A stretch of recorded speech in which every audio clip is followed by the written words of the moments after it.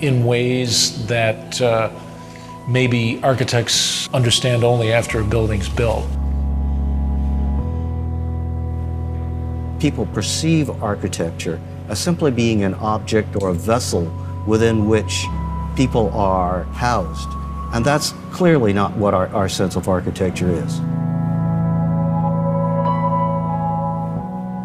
What the hell is an architect? What does an architect do? You know, what is the difference between an architect and a builder?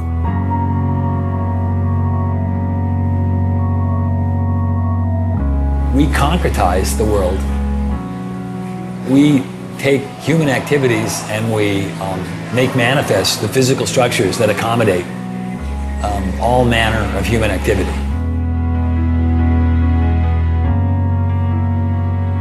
The design studio is a place where individual action and individual creativity is measured very directly by the people around them.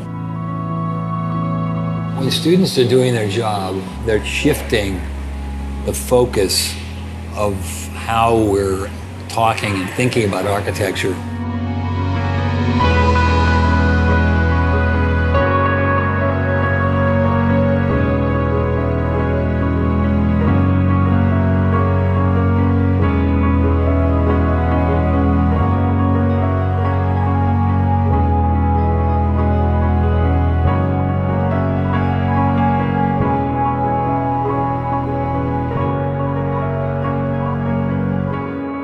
Before you kind of come to architecture school, you sort of have this idea about objects and things like that, and then once you get here, it becomes all about space and all about occupation. And people sort of see a lot, architecture sort of sculpturally, and there's a point at which you stop dealing with objects, sort of things to stare at, and you start dealing with occupation. I have a lot of friends who find it really hard to understand like my schedule here and how we function here and being here at strange hours of the day and working environment and what studio space is like. And the way of working too, Yeah. That's really important. Yeah. So, and also the idea of being critiqued. Like being critiqued is it's a foreign concept really, to a really business foreign student. Concept. Yeah.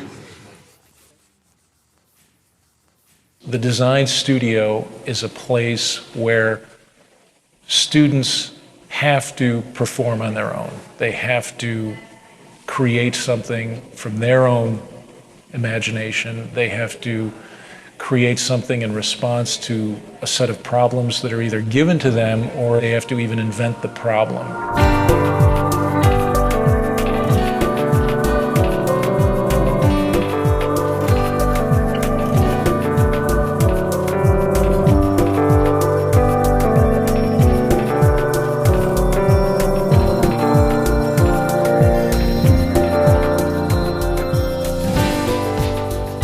There's no other place that you can get this kind of culture. And we've been together for 5 years, like the whole group, right? So we know everybody.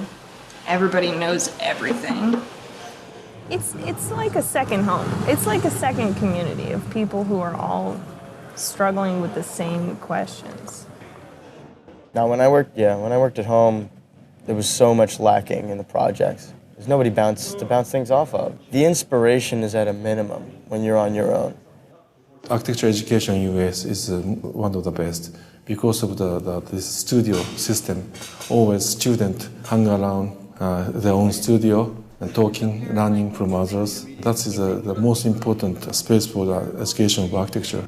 It's like they were hating on Robert Moses because he's so insensitive and he tore down neighborhoods and this, that, and the other. It's like, you know what? Get in a car, drive on the West Side Highway, take the Triborough Bridge into Manhattan. Okay. And then you will understand what he was trying to do.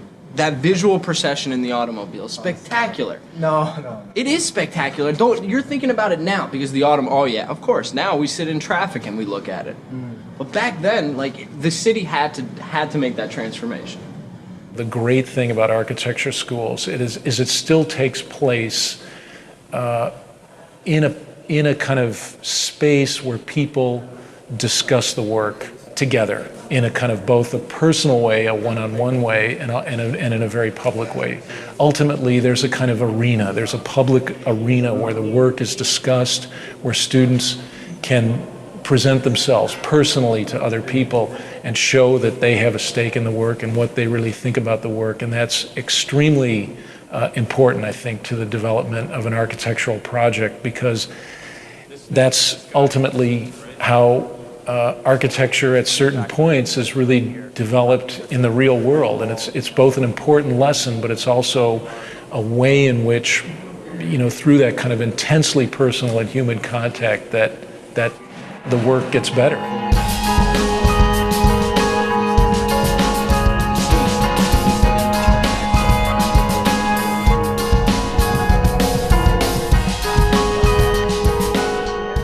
I think a lot of the culture of studio happens at the most random times, like the most random hours. I hope that, yes. I think the humor adds another level of energy, that you can bring. So you got moments where, we're all like joking around and we're doing the work and we're joking and we're vibing and whatever. Some guy will come in here like, well, that's why you guys don't get any work done because you're always doing the shit. And we're like, you.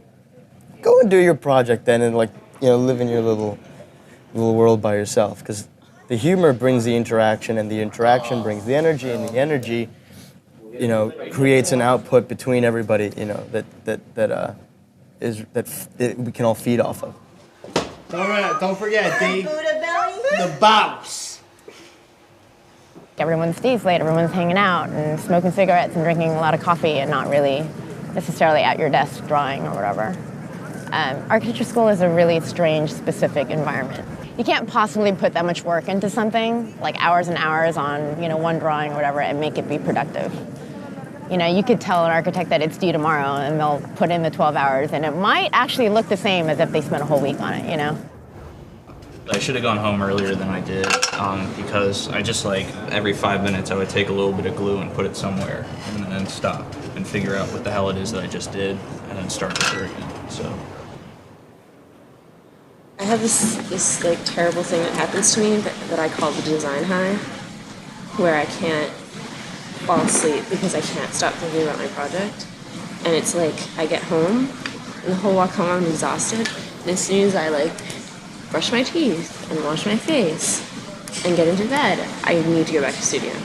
Your health is kind of put on hold to make room for your ideas.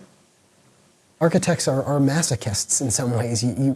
You're in there to all hours of the night. You're cutting yourself at 3 o'clock in the morning. You're rushing to the hospital to get stitched. I mean, you're putting these models together that you're tearing apart and then putting them together again. And then you're going through this iterative process of evaluation that is incredibly personal, but yet also very public. And you're constantly putting yourself on display, opening yourself up to attack and criticism. I mean, it's intense.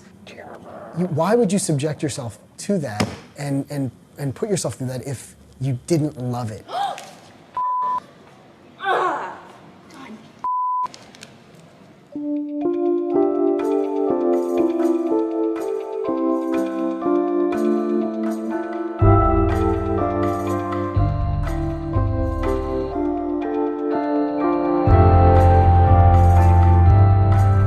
That's a conceptual mistake. A structural system does not separate between each unit. Usually the span of structure encompasses 3 or 4 units, or maybe more. Well, I understand, but I don't see why that has to necessarily be the case, especially. It necessarily be this case. It has to be this case.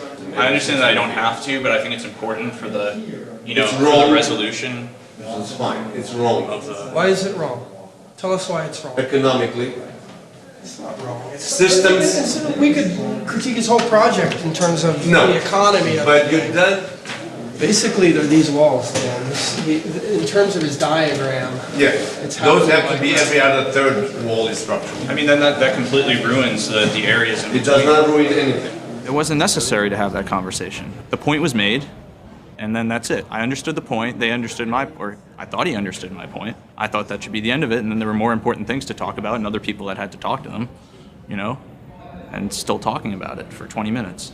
One thing that I always have an issue with is students get so frustrated if they don't have a good critique. I think they misinterpret what a good critique is. I mean, by definition, it's a critique. It's a criticism.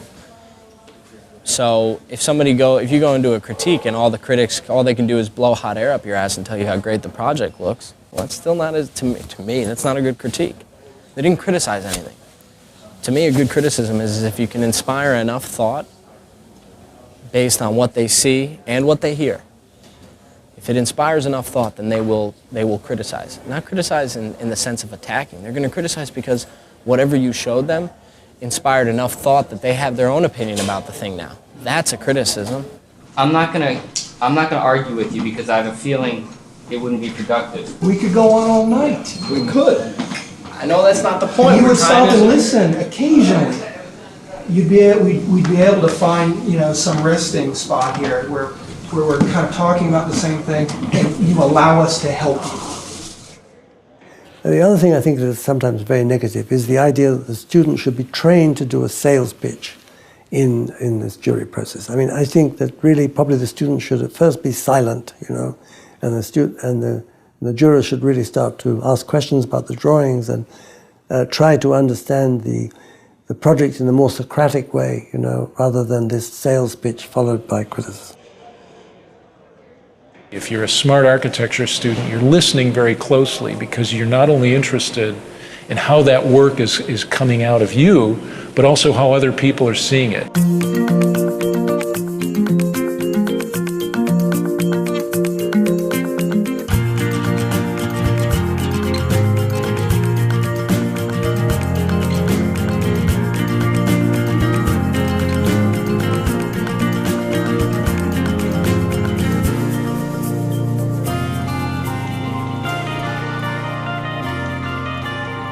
The best architects, in my view, are the ones who bring a coherent view of the world to design. Those are the folks that become the best architects in the sense that they're the ones that progress the profession, innovate, create new ideas.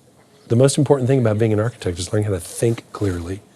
You have to be able to think clearly to practice architecture.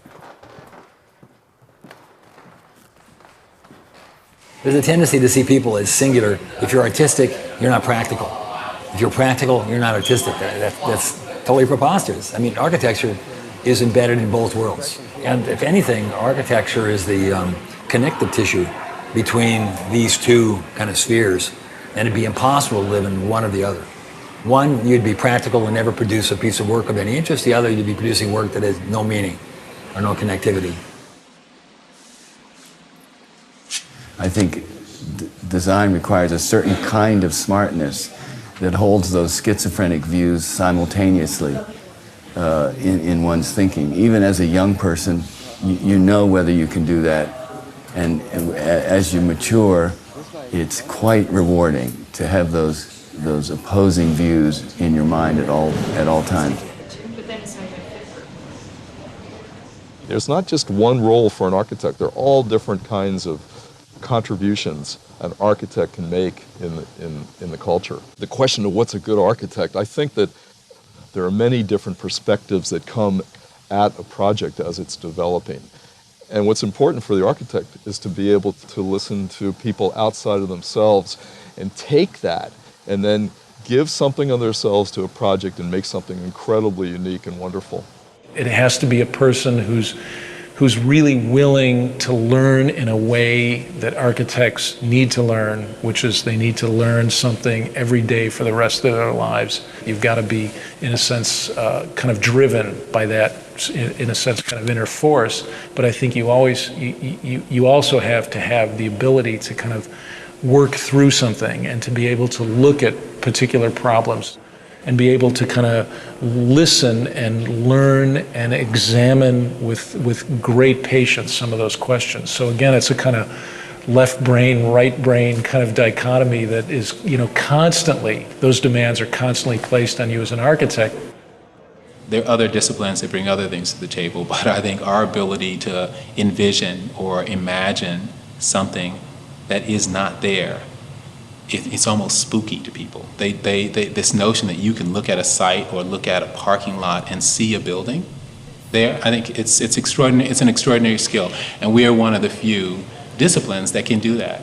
I would not trade for anything the skill set that I learned in school, because it's very, very, very unique to our discipline, and that's what we bring to the table.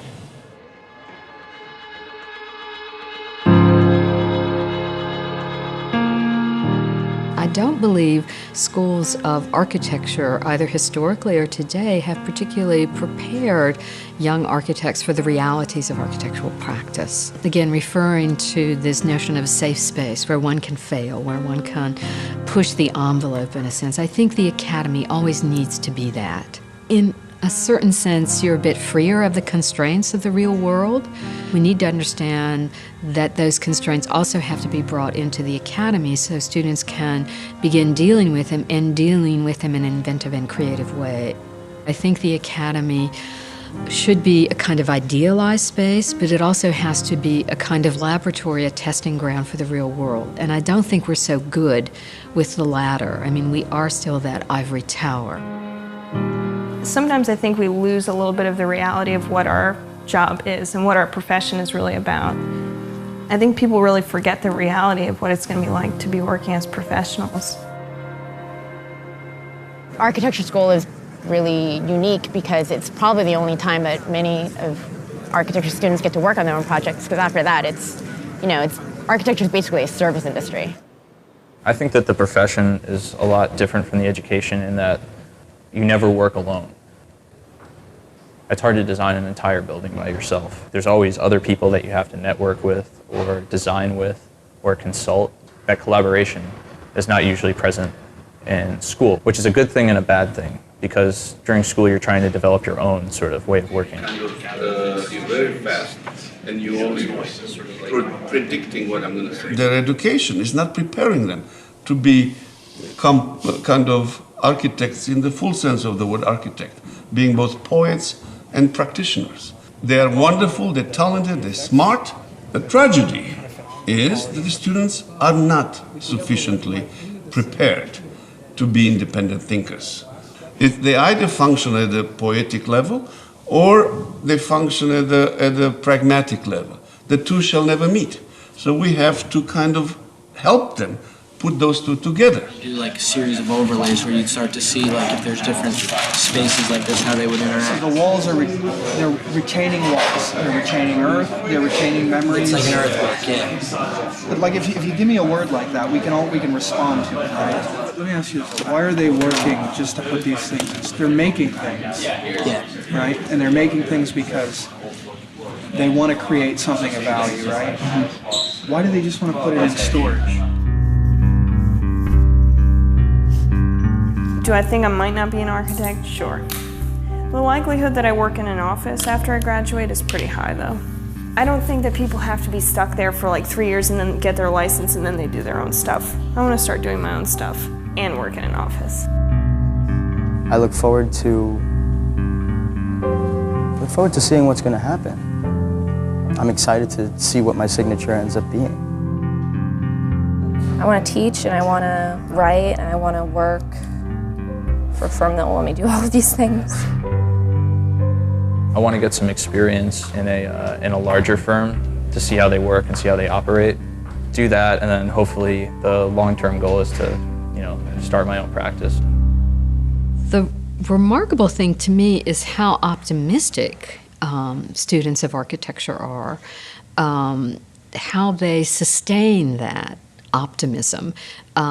And again, it's almost a bit like an actor or actress, that they still cherish that belief that they're going to break out of the chorus line in some way, even though the reality, as it is on Broadway, is very, very different. In part, it could be how they very quickly imbibe this notion of the star architect and this belief that, against all odds, that they might be able to make it.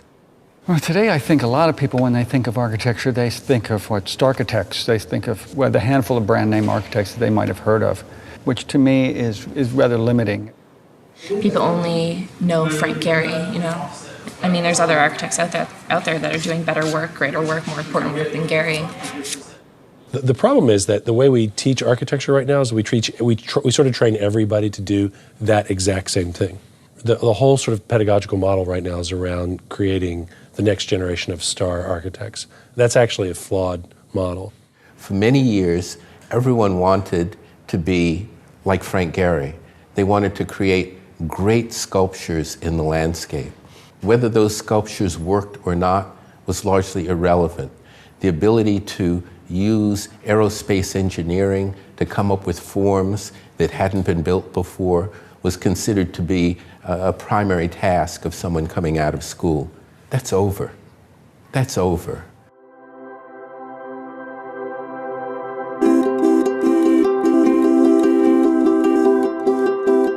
I would argue that this current generation of beginning students of architecture have the capacity to reshape a world like we've never seen before.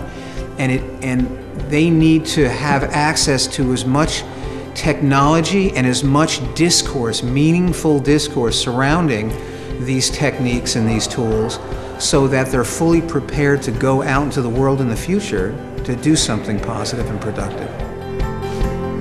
Students are coming out, they're working with individuals around the world who need shelter and who need ways of living that are affordable and supportable and sustainable. The students themselves have been pushing to force faculty to think differently about the way faculty see the environment, use the environment, and create objects that serve not just the aesthetic interests of the architect.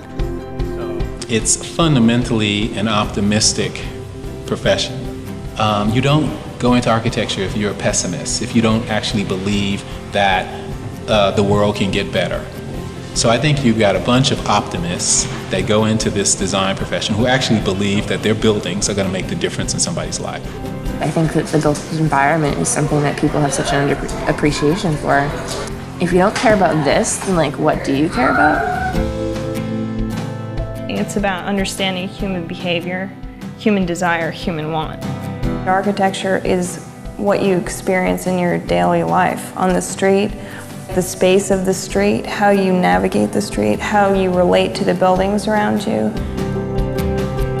People tend to think architecture is done for and by other people. It's, it's also done by you if you decide to maybe put a new window in your house or change the traffic flow in your house or your office. At architecture school, you got the freedom to, you don't like something, do something about it. That's what they told you for 5 years. Do something about it. Doesn't matter what, just do something about it. The school is kind of about a way of thinking, and what you're going to do in architecture school is not what you think it's going to be, That you're not going to go in there and be designing colonial homes and things like that. We don't just need shelter, we need atmosphere, and we need to be inspired. I think one of the most important things you can take from this school is not to lose your ambition. It's not just, 4 walls and a roof. There's more into it. There's like a life to it that I think we get here, and we should really take with us everywhere you go. Gonna come to architecture school. I hope you understand the creative process. I hope you understand the transformation that your mind and body and psyches is gonna go through. Because there is nothing absolute about this.